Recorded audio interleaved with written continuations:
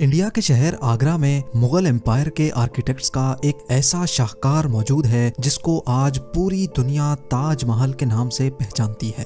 42 ایکڑ پر پھیلا دور سے ہی چمکتا ہوا یہ مقبرہ جہاں اپنے اندر خوبصورتی کے باغیچے سجائے ہوئے ہے، وہیں اس کے اوپر غم اور اداسی کے کئی بادل ابھی تک منڈلا رہے ہیں۔ لگ بھگ 400 سال پہلے بنائی جانے والی یہ خوبصورت بلڈنگ جہاں اپنے دور کی سب سے بڑی اور سب سے شاندار بلڈنگ ہوا کرتی تھی، وہیں آج اس کو دنیا کا 7واں عجوبہ بھی مانا جاتا ہے۔ اس عالیشان اسٹرکچر کو بنانے میں 20,000 مزدوروں نے دن رات خون پسینہ بہایا، اور وہ بھی 1 یا 2 سالوں تک نہیں بلکہ پورے 22 سالوں تک۔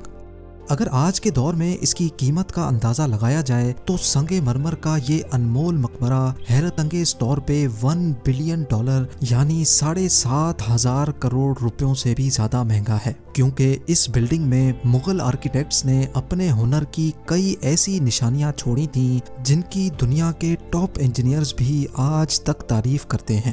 اس بلڈنگ کو ایسے ڈیزائن کیا گیا کہ جب مین گیٹ کے پیچھے سے اس کو دیکھا جاتا ہے تو یہ کافی بڑی لگتی ہے، لیکن جیسے ہی مین گیٹ کی طرف بڑھا جاتا ہے تو آٹومیٹیکلی اس کا سائز چھوٹا ہوتا جاتا ہے۔ دماغ کو چکرا دینے والی یہ کوئی پہلی ٹرک نہیں تھی جو مغل آرکیٹیکٹس نے استعمال کی ہو۔ اس کے گرد چاروں میناروں کو بالکل سیدھا کھڑا نہیں کیا گیا، بلکہ یہ مینار باہر کی طرف تھوڑا جھکے ہوئے ہیں، کیونکہ اگر ان کو سیدھا کھڑا کیا جاتا تو دور سے دیکھنے پر یہ اندر کی طرف جھکے ہوئے لگتے، جیسا کہ ان مسجدوں میں آپ دیکھ سکتے ہیں۔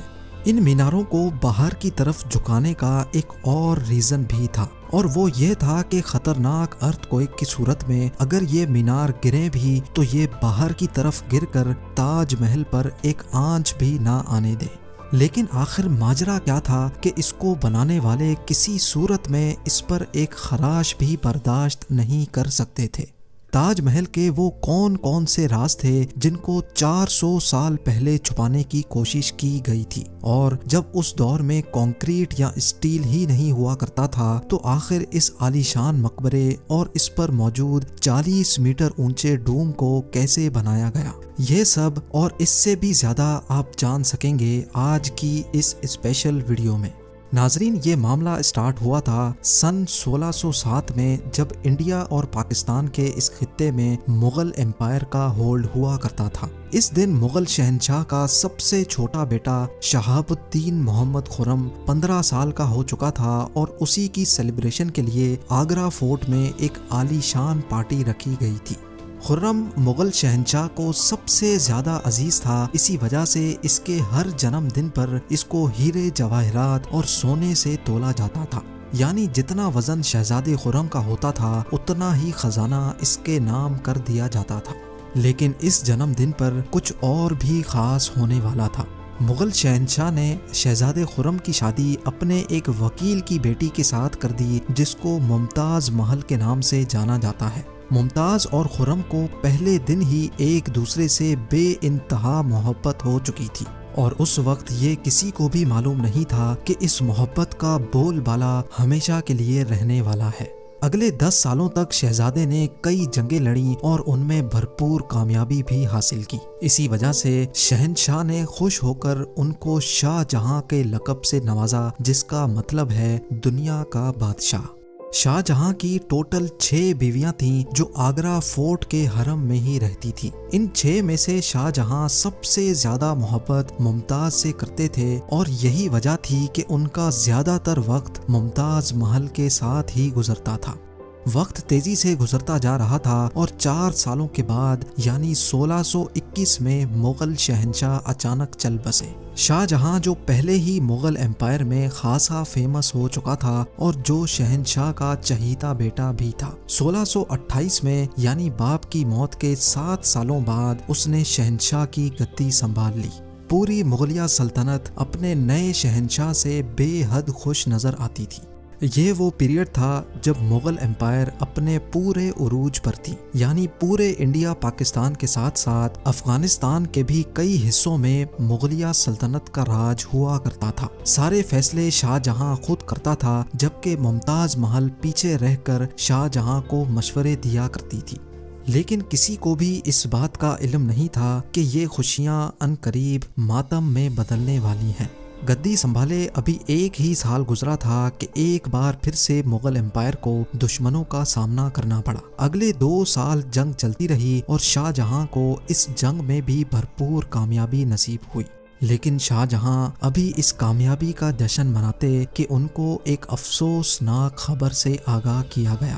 ممتاز محل جو کہ شاہ جہاں کے 14ویں بچے کو جنم دے رہی تھی، اس کی حالت بگڑ گئی اور 17 جون سن 1631 کو وہ نہ چاہتے ہوئے بھی اس دنیا سے چل بسی۔ پوری مغلیہ سلطنت کا جشن دیکھتے ہی دیکھتے ماتم میں بدل گیا۔ یہ خبر جو شاہ جہاں پر آگ بن کر گری تھی، اس نے تو جیسے ان کی دنیا ہی ختم کر ڈالی۔ شاہ جہاں کی سب سے پہلی محبت اور ان کی سب سے عزیز بیوی ممتاز محل اس دنیا سے رخصت ہو چکی تھی۔ کہا جاتا ہے کہ اس غم کی پرچائی نے شاہ جہاں کو کالے اندھیروں میں دھکیل دیا تھا۔ اگلے 8 دنوں تک انہوں نے کچھ نہیں کھایا اور اگلے 2 سالوں تک نہ کوئی موسیقی سنی اور نہ ہی پرفیوم لگایا۔ ممتاز محل نے مرنے سے پہلے ایک آخری خواہش کی تھی۔ وہ چاہتی تھیں کہ ان کی قبر دنیا کے سب سے خوبصورت مقبرے میں بنائی جائے۔ اس ٹاسک کو اور ممتاز محل کی آخری خواہش کو پورا کرنے کے لیے شاہ جہاں نے اپنی ساری دولت اور پوری زندگی وقف کرنے کا ارادہ کر لیا۔ ممتاز کے گزرنے کے 6 ماہ بعد یعنی 1632 میں ہی تاج محل کی کنسٹرکشن کا کام شروع کر دیا گیا۔ قریب 20,000 سے بھی زیادہ مزدور، پتھر تراش اور کاریگروں کو پوری سلطنت سے اکٹھا کیا گیا۔ لشکروں کے لشکر شاہ جہاں کے حکم پر آگرہ بلوا لیے گئے تھے۔ کیونکہ ممتاز کی قبر یمنا ریور کے برابر میں موجود تھی، اسی وجہ سے اس جگہ پر دنیا کی سب سے خوبصورت بلڈنگ بنانا کافی مشکل ٹاسک تھا۔ ریور کے کنارے زمین کافی سافٹ ہوتی ہے اور اگر یہاں کھدائی کا کام کیا گیا تو پانی کا بہاؤ تاج محل کی فاؤنڈیشن کو بھی نقصان پہنچا سکتا تھا۔ اس مسئلے سے نمٹنے کے لیے مغل انجینئرز نے یہاں سب سے پہلے زمین کے اندر کئی کنویں کھدوانا شروع کیے۔ مزدور یہ کنویں تب تک کھودتے رہتے جب تک خشک زمین نظر نہ آ جاتی تھی۔ ان کنووں کو پتھروں اور گارے سے بھرا گیا اور پھر اس کے اوپر پتھروں کے بڑے بڑے کالمز کھڑے کیے گئے۔ اس سارے کام کو انجام دینے کے لیے مزدوروں کے ساتھ ساتھ ہاتھیوں کی ایک بہت بڑی فوج کو بھی استعمال کیا گیا۔ مغل انجینئرز کی یہ ٹرک کام کر چکی تھی اور اب ایک ایسی مضبوط فاؤنڈیشن تیار تھی جو نرم زمین پر بھی فولاد بن کر کھڑی تھی۔ فاؤنڈیشن کے بعد اب باری تھی ایک ایسے بلڈنگ ڈیزائن کی جو آج سے پہلے کسی نے بھی نہ دیکھا ہو، ایک ایسا ڈیزائن جو پچھلے سارے ریکارڈ توڑ ڈالے۔ تاج محل کے ڈیزائن کا آئیڈیا شاہ جہاں نے اپنے باپ دادا کے مقبروں سے لیا تھا۔ باپ کے مقبرے سے میناروں کا آئیڈیا لیا گیا، دادا کے مقبرے سے بلڈنگ کور کا آئیڈیا لیا اور اپنے انکل کے مقبرے سے ڈوم کا آئیڈیا لیا تھا۔ اور جب ان سب کو کمبائن کیا گیا تو ایک شاندار اور عالی شان ڈیزائن ابھر کر سامنے آیا۔ بلڈنگ کے اسٹرکچر کو بنانے کے لیے لاکھوں نہیں کروڑوں اینٹیں موقع پر ہی بیک کی گئیں۔ یہ سب اتنا آسان نہیں تھا اور اس میں لا تعداد پیسے بھی بہائے جا رہے تھے۔ ہر گزرتے دن شاہی خزانہ تیزی سے خالی ہوتا جا رہا تھا، لیکن شاہ جہاں کو کسی چیز کی پرواہ نہیں تھی، بس ان کو یہ کام ہر قیمت پر کمپلیٹ کرنا تھا۔ کہا جاتا ہے کہ تاج محل کی کنسٹرکشن میں اتنے زیادہ لوگ لگائے گئے تھے کہ ان کی وجہ سے آس پاس کے علاقوں میں کھانا پینا ختم ہو گیا تھا۔ 20,000 مزدوروں اور کاریگروں کی ڈیمانڈ پوری کرنے کے لیے شاہ جہاں نے آس پاس کے تمام علاقوں سے اناج آگرہ منگا لیا تھا۔ کئی سالوں کی محنت کے بعد بلڈنگ کا اسٹرکچر کمپلیٹ ہو چکا تھا اور اب باری تھی اس کو سنگ مرمر سے سجانے کی۔ یہ سنگ مرمر آگرہ سے 400 کلومیٹر دور راجستھان سے منگایا جانا تھا، کیونکہ یہاں کا مکرانہ ماربل آج تک دنیا کا فائنسٹ ماربل مانا جاتا ہے۔ شاہ جہاں نے تاج محل کے لیے پورا مکرانہ ماربل ریزرو کر لیا تھا، یعنی جب تک تاج محل کی ڈیمانڈ پوری نہیں ہو پائے گی تب تک کسی کو بھی یہ ماربل خریدنے کی اجازت نہیں تھی۔ 1000 ہاتھیوں کی مدد سے ہزاروں ٹن وزنی ماربل راجستھان سے آگرہ منگایا گیا۔ تاج محل کا یہ خوبصورت ڈوم اتنا بڑا ہے کہ اس کا اندازہ صرف آنکھوں سے دیکھ کر ہی لگایا جا سکتا ہے۔ آج کل اس طرح کے ڈوم بڑی آسانی سے اسٹیل اسٹرکچر پر بنائے جا سکتے ہیں، لیکن 400 سال پہلے 40 میٹر اونچے ڈوم کو بنانے میں ان کے پاس صرف پتھروں کا ہی سہارا تھا۔ اس ڈوم کو بنانے میں مغل انجینئرز نے جو اسٹریس کیلکولیشن کی تھی اس کی آج کے انجینئرز بھی بہت تعریف کرتے ہیں۔ تاج محل کی فنیشنگ کے لیے اس کو پیٹرا ڈورا یا پرچن کاری سے ڈیکوریٹ کیا جانا تھا۔ پیٹرا ڈورا ایک ایسی کلاکاری کو کہا جاتا ہے جس میں قیمتی پتھر کو ماربل کے اندر تراش کر لگایا جاتا ہے۔ ماربل کو بڑی مہارت اور باریکی سے قیمتی پتھر کی شیپ کے حساب سے تراشا جاتا ہے اور پھر اس میں پتھر کو گلو کے ذریعے چپکایا جاتا ہے۔ تاج محل پر استعمال ہونے والی گلو کوئی عام گلو نہیں تھی۔ کافی ریسرچ اور لیبارٹری ٹیسٹ کے بعد معلوم پڑا کہ یہ گلو شیرہ، لیمن جوس اور سنگ مرمر پاؤڈر کو ملا کر بنائی جاتی تھی۔ وہی سیم گلو آج بھی تاج محل کی رینوویشن کے لیے استعمال کی جاتی ہے۔ تاج محل کی خاص باتوں میں ایک بات یہ بھی ہے کہ یہ دن میں 4 مرتبہ اپنے رنگ بدلتا ہے۔ سورج نکلنے سے پہلے یہ بالکل بلیک شیڈ دیتا ہے، سورج نکلنے کے بعد یہ لائٹ یلو اور پنک شیڈ دیتا ہے، جبکہ دوپہر کے وقت تاج محل کی خوبصورتی کا نیا رخ دیکھنے کو ملتا ہے، نیلے آسمان پر جیسے موتی چمک رہا ہو، اور سن سیٹ کے وقت یہ پوری بلڈنگ گولڈن کلر کی دکھائی دیتی ہے۔